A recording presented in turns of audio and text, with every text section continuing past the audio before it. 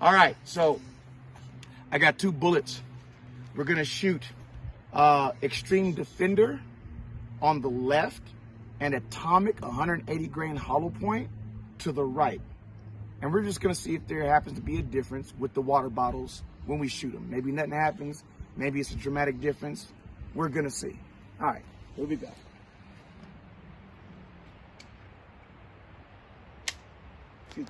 Atomic to the right. Atomic first. Atomic, the bottle to the right. See what happens. 180 grain hollow point, Atomic.